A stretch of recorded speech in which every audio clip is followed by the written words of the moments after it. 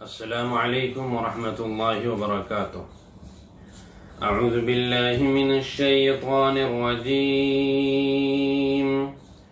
بسم اللہ الرحمن الرحیم۔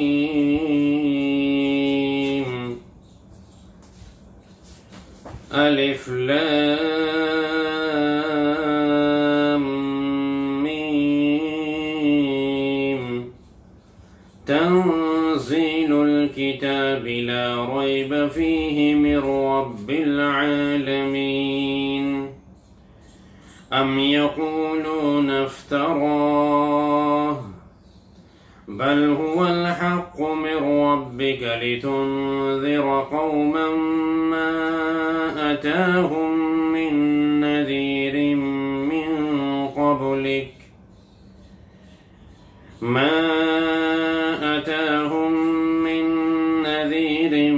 من قبلك لعلهم يهتدون۔ الله الذي خلق السماوات والأرض وما بينهما في 6 أيام ثم استوى على العرش، ما لكم من دونه من ولي ولا شفيع افلا تتذكرون۔ صدق اللہ العظیم۔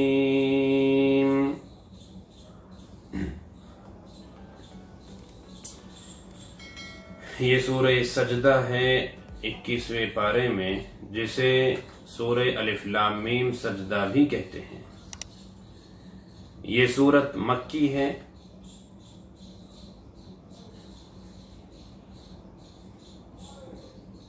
وہ کہاں ہے اسٹاپ واچ؟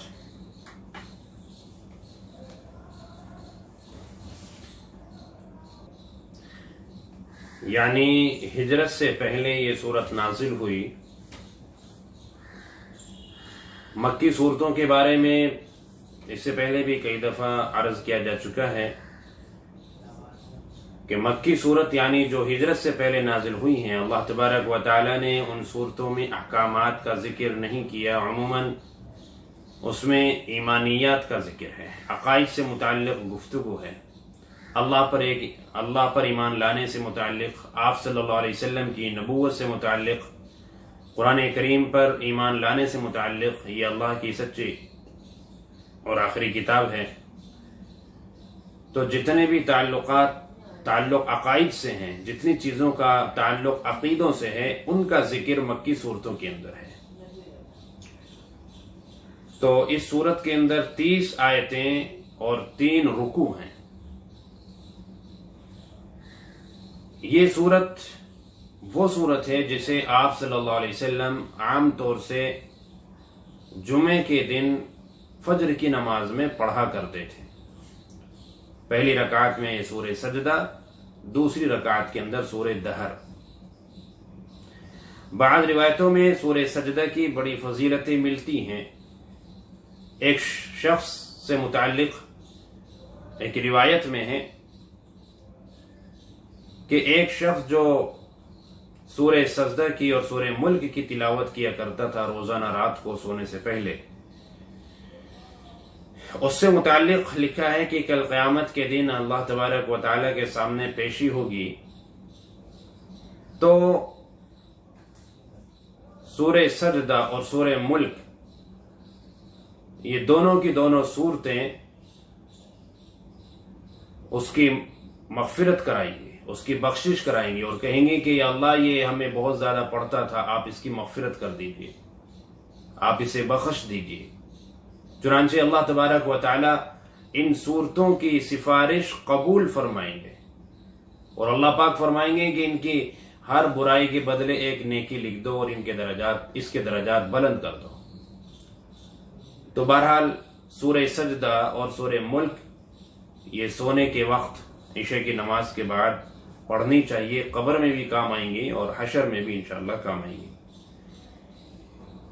اس سورت کی جو پہلی آیت ہے الف لام میم، الف لام میم حروف مقطعات میں سے ہے، اور اس کے بارے میں پہلے بھی عرض کیا جا چکا ہے کہ کہ اس کے معانی اور اس کا مطلب اللہ کے سوا کوئی نہیں جانتا۔ قرآن کریم کے اندر بہت سی صورتوں کے شروع میں اس طرح کے حروف آئے ہیں جس کا ترجمہ کوئی نہیں جانتا۔ دوسری آیت اللہ فرماتے ہیں کہ تنزیل الکتاب لا ریب فیہ من رب العالمین، کہ یہ کتاب رب العالمین کی جانب سے نازل کی گئی ہے۔ سب سے پہلے اللہ تبارک و تعالی نے اس صورت میں قرآن کریم کا ذکر کیا، اس لیے کہ قرآن کریم پر ہی اگر ایمان نہیں ہوگا تو پھر شریعت پر ایمان کہاں سے، اللہ کی باتوں پر ایمان کیسے ہوگا، عقیدہ صحیح کیسے ہوگا؟ قرآن کریم کی باتوں پر یقین کریں گے، قرآن کریم کو سچی کتاب تسلیم کریں گے تو تبھی تو اس کی بنیاد پر اعمال بھی کیے جا سکیں گے۔ یہ تو بنیاد ہے پورے دین کی۔ اگر آپ قرآن کریم کو نکال دیں، احادیث کو نکال دیں تو پھر شریعت میں بچا کیا ہے؟ تو اس لیے اللہ فرماتے ہیں کہ سب سے پہلے یعنی جس طرح ایک اللہ پر ایمان لانا ہے، ایسے ہی اللہ کی اس کتاب پر بھی ایمان لانا ہے۔ کوئی یہ کہے کہ میرا اللہ پر تو ایمان ہے، قرآن کریم پر ایمان نہیں ہے، تو بھی وہ مومن کیسا ہے؟ وہ مومن نہیں ہو سکتا۔ قرآن کریم کی کسی بھی بات کا انکار کر دینا، پورے قرآن کو جھٹلانا تو بہت دور کی بات ہے۔ قرآن کریم کو اگر کوئی مانتا ہے لیکن کسی ایک بات کا انکار کر دیتا ہے تو وہ بھی ایمان سے نکل گیا، خارج ہو گیا، وہ بھی مومن نہیں رہا۔ مومن ہونے کے لیے، مسلمان ہونے کے لیے شرط ہے کہ اس پورے قرآن کریم پر اور قرآن کریم کی ایک ایک بات پر ایمان ہونا چاہیے۔ جیسے میں نے عرض کیا تھا کہ مکی صورتوں میں عقائد سے متعلق گفتگو زیادہ ہوتی ہے، تو اسی لیے یہاں یہ عقیدے سے متعلق گفتگو ہے۔ اللہ فرماتے ہیں کہ یہ تمام جہانوں کے رب کی طرف سے کتاب نازل کی گئی ہے۔ اللہ یہ بھی فرما سکتے تھے کہ یہ اللہ کی طرف سے آئی ہے۔ اللہ پاک نے انداز کیا اختیار کیا؟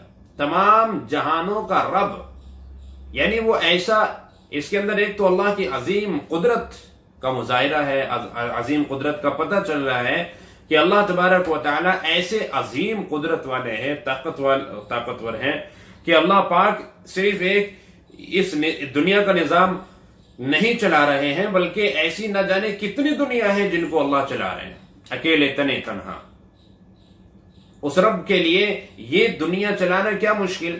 اس نے تو ایسی نہ جانے کتنی دنیا بنا رکھی ہے اور کتنی دنیا کا نظام وہ چلا رہا ہے۔ بعض مفسرین نے لکھا ہے کہ اللہ پاک نے ایسی 40,000 دنیا بنا رکھی ہے، 40,000 سے زیادہ عالم بنا رکھے ہیں، اور ان سب کو پالنے والا، سب کی پرورش کرنے والا، سب کی ضرورتوں کو پورا کرنے والا، سب کا رب تنے تنہا وہ اللہ ہے۔ اس نے یہ کتاب نازل کی ہے۔ ظاہر سی بات ہے، اگر آپ اپنا کوئی پروڈکٹ نکالیں گے تو اس کے ساتھ آپ ایک بک بھی دیں گے نا، کتاب بھی دیں گے، جس میں اس کا استعمال کا طریقہ بھی لکھا ہوگا، اس کی فیچرز لکھی ہوں گے، اس کی کوالٹی لکھی ہوگی، اس کے بنانے کا مقصد لکھا ہوگا۔ کوئی بھی شخص آپ دیکھ لیجئے، آپ کوئی موبائل لائیں، آپ کوئی بھی چیز لے لیجئے، اس کے ساتھ ایک چھوٹی سی کتاب آپ کو ملے گی، اور اس کتاب کے اندر اس پروڈکٹ کے فیچرز، اس کی کوالٹی، اس کے بنانے کا مقصد، اس کے استعمال کا طریقہ، ساری چیزیں لکھی ہوں گی۔ اللہ پاک نے اتنا بڑا نظام بنایا، اتنی بڑی دنیا بنائی، اور وہ رب کوئی کتاب نہ دے کہ جس کے اندر لکھا ہو کہ اس نظام کو بنایا کس نے ہے اور اس کو استعمال کیسے کرنا ہے، کیا یہاں پر استعمال کرنا جائز ہے، کس طرح سے ناجائز ہے، اور اس کے بنانے کا مقصد کیا ہے۔ یہ ساری چیزیں نہ لکھی ہوں، اللہ پاک نے نہ سمجھائی ہوں، پروڈکٹ بس اللہ نے نکال دیا، ایک اتنا بڑا نظام بنا دیا، اتنی بڑی دنیا بنا دی، ایسا نہیں ہو سکتا۔ اس لیے اللہ پاک نے یہ کتاب دی، یہ کتاب نازل فرمائی، تاکہ ہم اس کتاب کو پڑھ کر ہم سمجھیں اس دنیا کو، اس دنیا کی حقیقت کو، یہاں پر آنے کے مقصد کو ہم سمجھیں۔ اللہ فرماتے ہیں کہ لا ریب فی، اس میں کوئی شک اور شبہ نہیں، جتنے بھی باتیں ہیں وہ سچی ہیں، جتنی بھی باتیں ہیں وہ برحق ہیں۔ یہ خود ایک دلیل ہے اس کے کلام الہی ہونے کی، کیونکہ اگر یہ کلام الہی نہ ہوتا تو اتنے بڑے قرآن میں کہیں نہ کہیں کوئی ایک بات ایسی ہوتی جس میں جو ڈاؤٹ فل ہوتی، جس میں کوئی شک اور شبہ پایا جاتا، لیکن اس کی ساری باتیں ایسی ہیں کہ جس میں کوئی شک اور شبہ نہیں ہے، چاہے وہ دین سے متعلق ہو، چاہے وہ دنیا سے متعلق ہو، کسی سے بھی متعلق ہو۔ آج تک ایک بات جھوٹی نہیں پائی گئی کہ قرآن میں تو لکھا ہوا ہے لیکن ایسا ہے کچھ نہیں۔ دنیا کے اندر دنیا کی بہت ساری باتیں ہیں۔ سورہ رحمان آپ پڑھیں گے، سورہ رحمان کے اندر اللہ پاک نے کیا فرمایا؟ مرج البحرین یلتقیان بینہما برزخ لا یبغیان، دو دریا ایسے ہیں جو آپس میں مل رہے ہیں، اب ان میں کوئی ایسا غیبی پردہ ہے کہ پانی آپس میں ایک دوسرے میں مکس نہیں ہوتا، ملتا نہیں ہے۔ یہ قرآن نے 1400 سال پہلے گواہی دی اس بات کی۔ آج لوگ گھومنے کے لیے جا رہے ہیں اور ایسے ایسے سمندروں کی تلاش کر رہے ہیں اور لوگوں کو مل گئے ایسے دریا، اور خود دیکھے انہوں نے اور دنیا کو دکھائے کہ یہ ہیں وہ دو دریا، ایک کے پانی کا کلر یہ، دوسرے کے پانی کا کلر یہ، بیچ میں کوئی بظاہر نظر نہیں آ رہا لیکن ہے کوئی حجاب، وہ نظر نہیں آ رہا ہے، ان کا پانی ملتا نہیں آپس میں۔ تو اللہ فرماتے ہیں کوئی شک اور شبہ نہیں، کسی بھی بات میں اس قرآن کی شک اور شبہ نہیں۔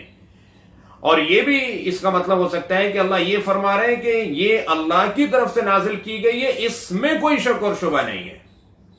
بھلا اس کے باوجود ام یقولون افترا، کیا لوگ یہ کہہ رہے ہیں، یہ لوگ مکے والے، عرب والے یہ کہتے ہیں کہ انہوں نے یہ اپنی جانب سے گھڑ لیا، یعنی آپ صلی اللہ علیہ وسلم، اللہ کے لاڈلے پیارے نبی محمد مصطفیٰ صلی اللہ علیہ وسلم، کیا انہوں نے یہ قرآن کریم اپنی جانب سے بنا کے پیش کر دیا؟ اتنا بڑا الزام لگا رہے ہیں یہ لوگ۔ بل هو الحق من ربک، بلکہ یہ آپ کے رب کی جانب سے ایک برحق اور سچا کلام ہے، یہ آپ کی رب کی طرف سے نازل کیا ہوا ہے، یہ انہوں نے اپنے طرف سے گھڑا نہیں ہے، اپنے طرف سے بنایا نہیں ہے۔ کیوں اللہ پاک نے آپ کے اوپر نازل کیا؟ لِتُنذِرَ قَوْمًا مَا أَتَاهُم مِّن نَذِيرٍ مِّن قَبْلِكَ، تاکہ اس قرآن کے ذریعے آپ ان لوگوں کو ڈرائیں، ان کو دعوت دیں ایمان کی، جن کے پاس آپ سے پہلے کوئی ڈرانے والا نہیں آیا، کوئی نبی اور پیغمبر نہیں آیا۔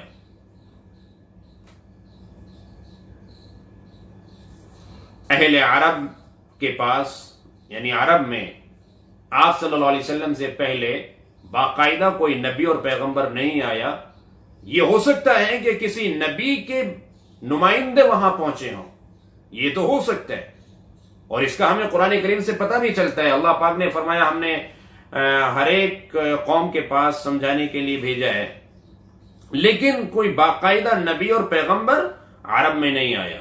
اسی لیے عرب والے اپنے آپ کو دین ابراہیمی پر سمجھتے تھے کہ ہم ابراہیم علیہ السلام کے دین پر ہیں۔ ابراہیم علیہ السلام سے لے کر عیسیٰ علیہ السلام تک 1 لاکھ سے زیادہ نبی آئے ہیں دوسرے علاقوں میں، لیکن عرب کے اندر کوئی نبی نہیں آیا۔ اس لیے اللہ فرما رہے ہیں کہ ان لوگوں کو آپ ڈرائیں اس قرآن کے ذریعے، ان کو سمجھائیں، ان کو دعوت دیں، اس لیے ہم نے یہ نازل کیا آپ کے اوپر۔ یہاں یہ جو اللہ رب العزت نے بات چھیڑی ہے کہ ایسے لوگوں کو آپ اس قرآن کے ذریعے دعوت دیں جن کے پاس کوئی نبی نہیں آیا، یہاں پر اس بات کے ذکر کرنے کا بھی ایک مقصد ہے کہ اپنی عقل پر آپ زور ڈالیے۔ جس علاقے میں کوئی برسوں سے نبی نہیں آیا، جس علاقے کے اندر اس طرح کی تعلیم کا رواج نہیں ہے، جس علاقے کے اندر اس طرح کی تعلیم، اس طرح کی کتاب کی ڈیمانڈ نہیں ہے، ایسے ماحول میں اور ایسے لوگوں کے بیچ میں کوئی اپنی طرف سے گھڑ کر کیوں پیش کرے گا؟ اگر کوئی اپنی جانب سے کوئی کتاب اگر لکھے گا یا کوئی اپنی جانب سے کوئی چیز وہاں پیش کرے گا تو وہ ایسی چیز پیش کرے گا نا جس کی ڈیمانڈ ہو، جس کو لوگ چاہیں، جو ہاتھوں ہاتھ قبول کی جائے، جس کو لوگ لے کر خوش ہوں۔ اب ایک ایسا ماحول یہاں پر بنا ہوا ہے کہ اس چیز کی کوئی ڈیمانڈ بھی نہیں ہے۔ آپ سے اگر کوئی کہے کہ فلاں علاقے کے اندر آپ کوئی بھی چیز بناتے ہیں لیکن اس کا ڈیمانڈ نہیں ہے اس علاقے کے اندر، نہ چاہت ہے لوگوں کے اندر، نہ لوگ جانتے ہیں اس بارے میں، آپ وہ آئٹم بنائیے اور وہاں اس علاقے کے اندر بھیجیے۔ بھئی جب نہ لوگوں میں چاہت ہے نہ ڈیمانڈ ہے تو پھر کیوں آپ بنائیں گے؟ آج آپ دیکھ لیجیے ہر آدمی وہ آئٹم بنانے کی کوشش کرتا ہے جس کی مارکیٹ کے اندر ویلیو ہے، جس کی مارکیٹ کے اندر ڈیمانڈ ہے، لوگ جسے چاہتے ہیں۔ عرب والے تو چاہتے ہی نہیں تھے، پھر اس کے باوجود اپنے آپ کو کیوں کھپائے گا کوئی؟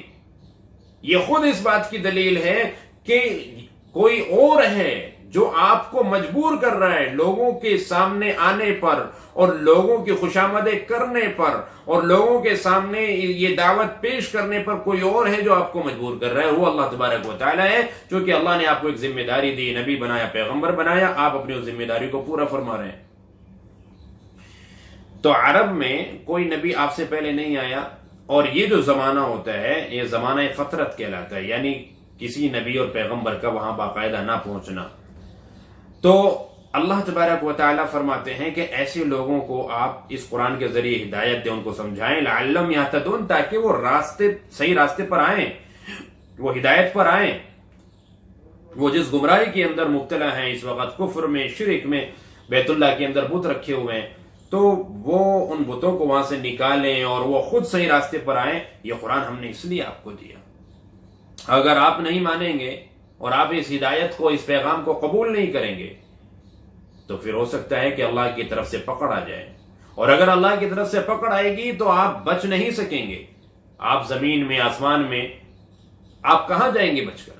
کہاں جائیں گے بھاگ کر؟ آپ بھاگ ہی نہیں سکیں گے، اس لیے کہ اللہ الذی خلق السماوات والارض، اللہ ہی ہے جس نے زمینوں اور آسمانوں کو بنایا۔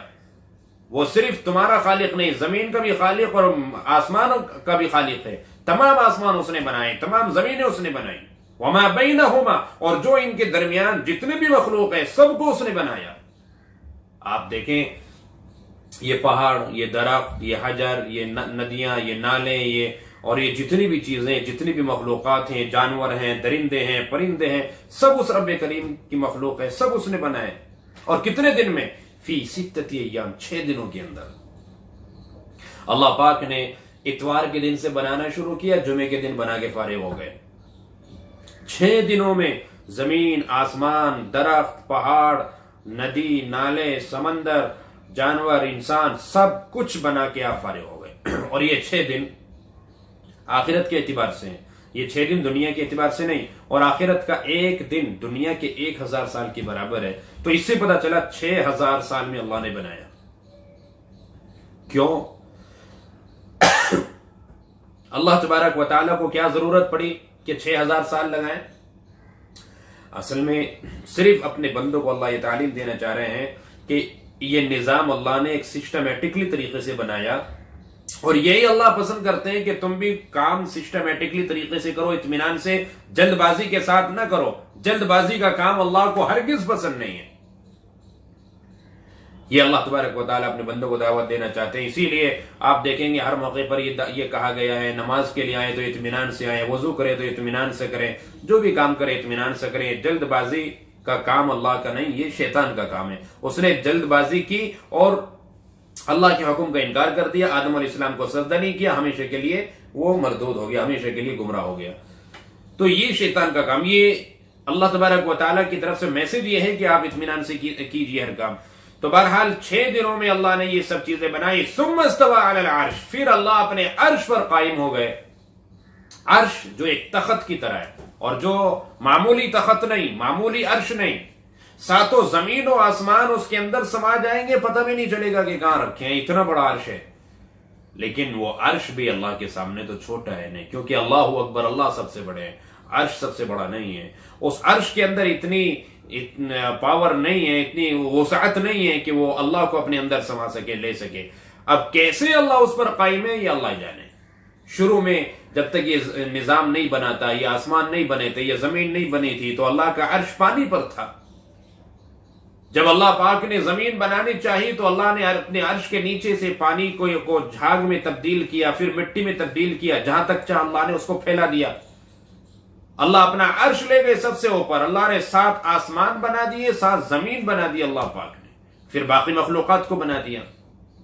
جب یہ ساری چیزیں اللہ کی ہے اور ہر جگہ اللہ کی حکومت ہے، سب اللہ کی ملکیت ہے، تو آپ کہیں بھاگ کے نہیں جا سکتے۔ اور قیامت کے دن جب پکڑ میں آئیں گے نا تو مَا لَكُم مِّن دُونِهِ مِّن وَلِيٍّ وَلَا شَفِيعٍ، اس کے سوا کوئی تم اپنا نہ حمایتی پاؤ گے، نہ سفارش کرنے والا پاؤ گے۔ اگر ایمان لے آئے تو اس کی اجازت سے تمہاری کوئی سفارش بھی ہو سکتا ہے کر دے، ہو سکتا ہے کوئی تمہاری حمایت کے لیے بھی آ جائے، جیسے اللہ کے نبی صلی اللہ علیہ وسلم سفارش فرمائیں گے پوری دنیا کی اور اپنی امت کی آپ سفارش فرمائیں گے۔ اگر آپ ایمان لے آتے ہیں تو ہو سکتا ہے کہ کہیں نہ کہیں آپ حقدار ہو جائے سفارش کے، لیکن اگر نہیں ایمان لائے تو پھر بڑے خسارے کی بات ہے۔ افلا تذکرون، تم دھیان کیوں نہیں دیتے، تم سوچتے کیوں نہیں؟ تو اللہ پاک یہاں سوچنے کی دعوت دے رہے ہیں، غور و فکر کرنے کی دعوت دے رہے ہیں، تمہارا نفع کس چیز میں ہے، تمہارا نقصان کس چیز میں ہے۔ بس اللہ رب العزت نے سمجھا دیا، بیان کر دیا، اب اس پر غور کرنا یہ ہمارا کام ہے۔ اللہ ہمیں سوچنے سمجھنے کی توفیق عطا فرمائے۔ السلام علیکم۔